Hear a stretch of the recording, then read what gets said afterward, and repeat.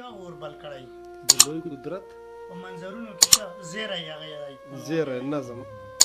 د لوی قدرت په منظرونو کې چا اور بل کړی هم یې په کلي په حجره او کور په کور بل کړی د نظارو او نندارو مخه د چا نیولې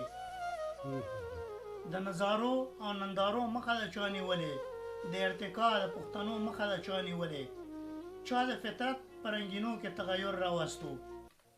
چې د چنګیز او هلاکو یې لوی لښکر راوستو میلې شوې ختمې میلې شوې ختمې او اخترې مو شوې ګډې وړې کلتور مو ګډوډ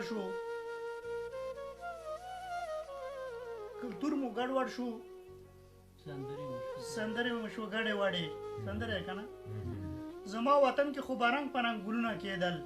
هم پکې ګل ټوکېدو هم پکې ازغی ټوکېدو د پشاړو دښتو کې به رنګ په رنګ ګلونه کېدل د خوشحالۍ به په هر ځای کې اتڼونه کېدل خو زما حجره خو په ټپه او په غزل ښایسته وه زما حجره په خیال محمد او احمد ګل ښایسته وه خو پکې د مستو ملنګانو مستي نه وینمه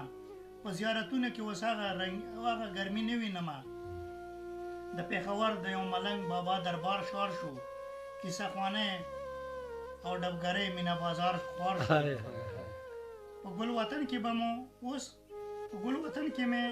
اوس باغ و بهار هم نشته دی د توتکۍ او چرچڼو چغار هم نشته دی زموږ د غرونو ښځې هم لکه چې وې نرانې په شنو پټو کې به لګیا وې هم زاړې ځوانانې ځنو پیشتري کول او ځنو به واښه کول